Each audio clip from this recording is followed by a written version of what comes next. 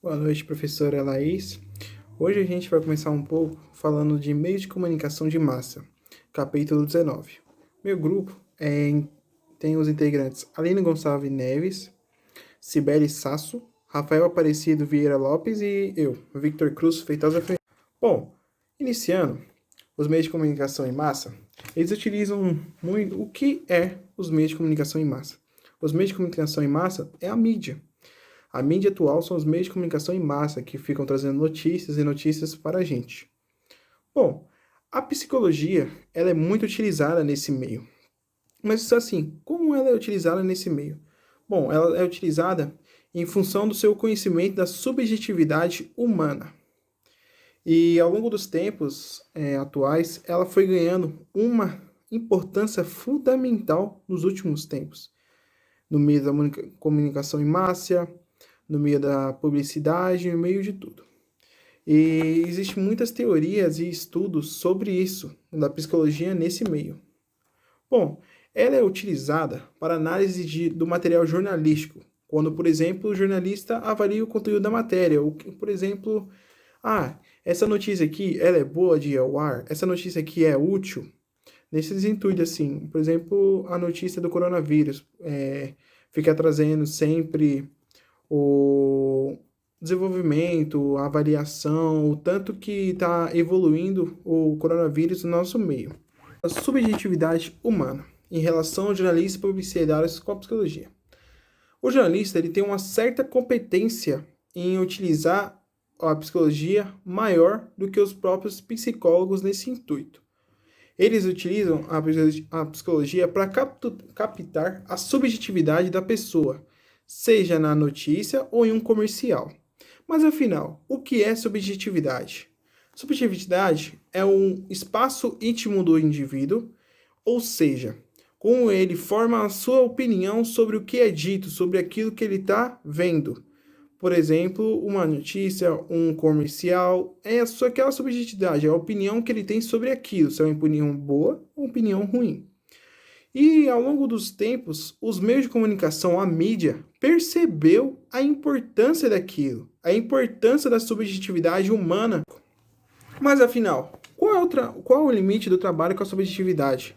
Porque ela tem que ter um limite. Porque se você ficar sempre trabalhando, procurando a subjetividade humana das pessoas, vai acabar causando muitos problemas.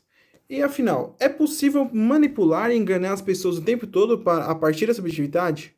Não, não é possível, porque as pessoas, elas percebem, elas têm as suas próprias opiniões, elas conseguem ver o que é errado, o que é verdadeiro. Mas um bom exemplo, antigamente, as notícias só tinha o jornal da Globo, o Jornal Nacional. Ele era líder do Ibope. Só tinha aquelas notícias assim. Então o pessoal achava que aquilo tudo que o Bonner, o Boninho, o antigo âncora do programa falava era a mais pura verdade. Só que ao longo dos tempos, as pessoas foram percebendo que boa parte daquilo que eles falavam era só tentando procurar a subjetividade deles. Era tentando só contar balelas para eles. Então eles perceberam, conseguiram distinguir uma informação falsa de uma verdadeira na mídia. Um bom exemplo também é quando os trabalhadores, eles começaram, no ano de 70, começaram a fazer as greves. O Jornal Nacional começou a ficar do lado das pessoas que eles contratavam eles, os donos das fábricas. E eles começaram a perceber aquilo, começaram a criar mais greve, começaram a parar de assistir tanto o Jornal da Globo, acreditar tudo, absolutamente, no que eles contavam. Continuando, a publicidade trabalha em cima desse mundo. Mas o que a publicidade trabalha? Ele mexe muito com a subjetividade do humano no seguinte modo. Ele cria, por meio dos seus comerciais, um mundo perfeito. Um mundo que a pessoa vê e fala, nossa, eu acho que eu consigo ter esse mundo. Eu acho que eu consigo ter aquilo. Trazendo para a sua realidade aquilo. Não deixando um mundo totalmente fictício, um mundo que talvez ele consiga alcançar. Ele vai procurando, até que a pessoa que criou o comercial, que está tentando vender o produto, consegue capturar a pessoa, fazendo que a pessoa, não consiga se opor a essa subjetividade criada. Persuasão. O que é a persuasão? A persuasão é muito utilizada nesse meio da psicologia, da publicidade, das mídias. A persuasão é um mecanismo de convencimento que pode ou não ultrapassar as bases racionais das pessoas.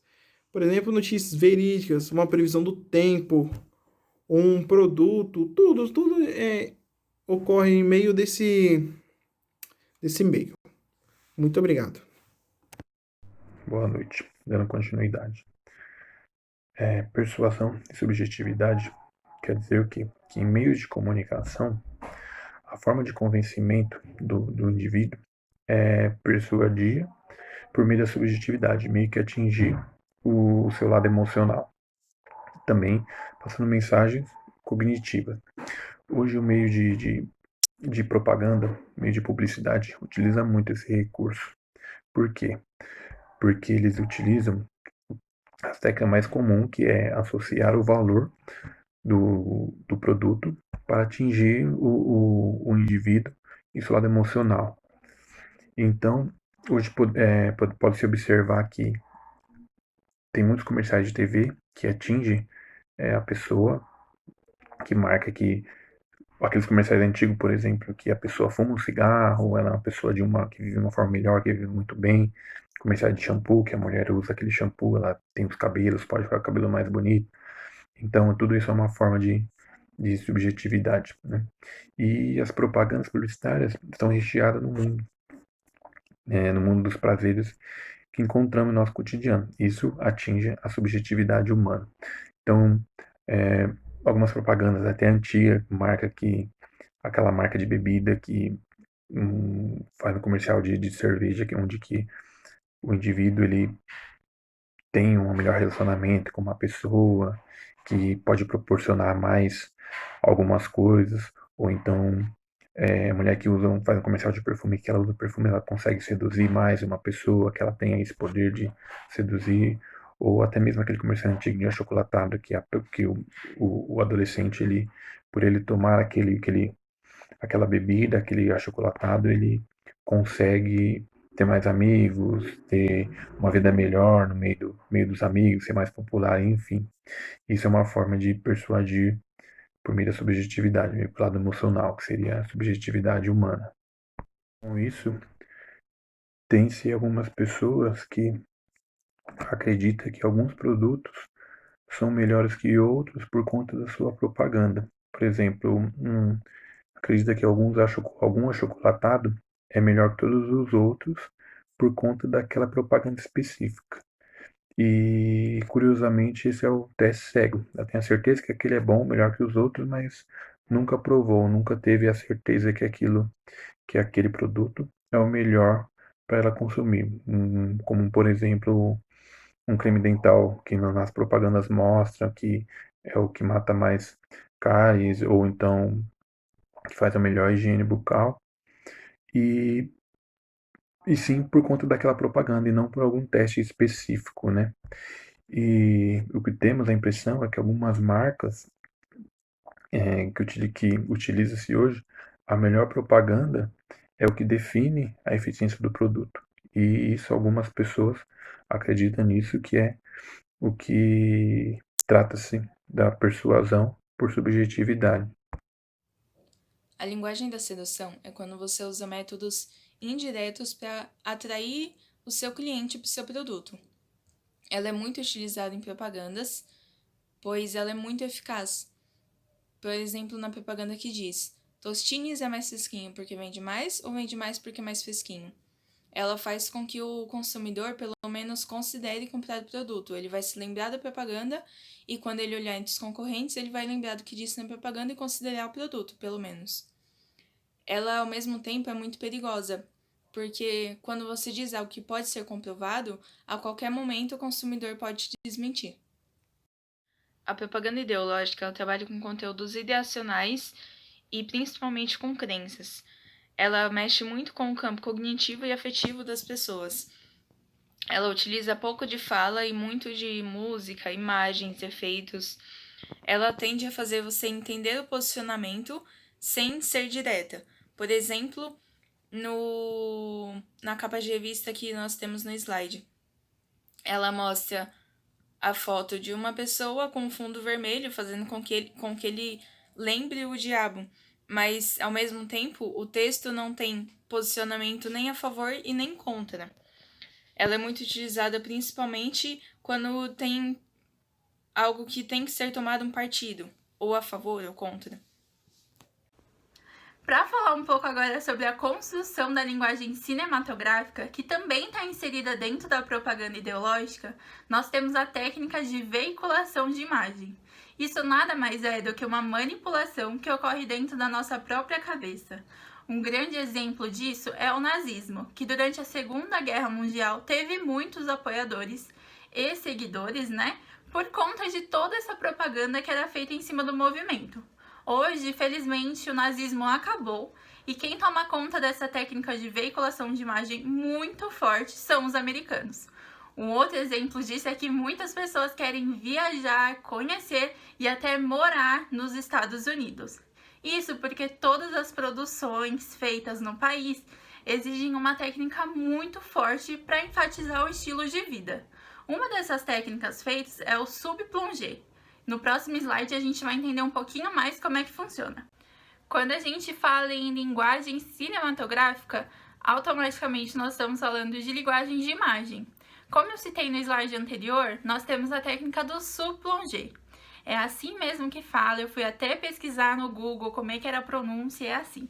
Então o subplongé nada mais é do que uma técnica que tira fotos ou faz filmagens de baixo para cima. Bom, no slide nós temos duas imagens, as duas são do líder cubano Fidel Castro, porém a de baixo foi tirada na técnica subplongé. É uma foto tirada de baixo para cima que faz com que a gente tenha um pouco de medo, assim, um receio, faz com que a pessoa seja uma pessoa imponente, forte, porque ela tá ali numa vista superior. Já a imagem em cima foi tirada de uma vista frontal, isso não dá tanto impacto. Então, os americanos usam muito dessa técnica para poder espalhar a fama dos cubanos lá na América. A gente sabe que os cubanos não têm 1/1000 do poder militar que os Estados Unidos têm. Mas, quando eles veiculam imagens como essa com essa técnica, faz com que os americanos tenham medo dos cubanos ou então acham que é uma ameaça constante para eles. Bom, como nada fica por assim, a propaganda ideológica tem a sua contra-propaganda também. No próximo slide a gente entende um pouquinho mais como é que funciona. E para explicar agora como que funciona a contra-propaganda, nós temos o exemplo das eleições políticas. Quando a gente vê na televisão 2 candidatos debatendo, na verdade eles não estão muito bem debatendo sobre aqueles papeizinhos que são tirados lá na hora, Eles querem falar sobre a própria candidatura, falar o tanto de coisas boas que eles vão fazer pelo país ou então pela cidade. Isso acontece porque eles querem que fique enfatizado na nossa cabeça só coisas boas. Então, se o meu oponente vir me atacar falando sobre a minha fama de corrupto, eu vou falar de tantas outras coisas boas que eu vou fazer. Então a galera vai acabar esquecendo, passando um pano, deixando de lado toda essa fama de corrupto, Bom, isso acontece também porque os meios de comunicação são muito utilizados quando tem uma campanha eleitoral. Então tá na TV, tá no rádio, tá no jornal, tá na internet. Em muitos lugares vão estar falando sobre aquilo. Então vai acabar fixando, vai acabar ficando na nossa mente. Bom, isso não é uma exclusividade no Brasil, acontece em muitos lugares, porque esse de fato é o poder dos meios de comunicação, Voltando um pouquinho lá no começo do nosso seminário, que a gente citou o poder do meio de comunicação, de fato agora a gente consegue ver, enxergar quais são e a maneira como eles se expressam. O campo ideológico nosso é muito afetado pelos meios de comunicação, Então aí vai depender da gente deixar com que a mídia seja manipuladora ou então que a gente vá atrás e não se deixe levar só pelo aquilo que a gente vê. Porque como a gente entendeu, a forma como a imagem é veiculada ou então a notícia é falada vai trazer uma outra perspectiva na nossa cabeça. Bom, mas esse é um assunto que tem mais a ver com cidadania do que então as bases relacionadas à mídia. A gente encerra aqui o nosso seminário de hoje. Agradecemos a atenção de todos e desejamos uma ótima noite.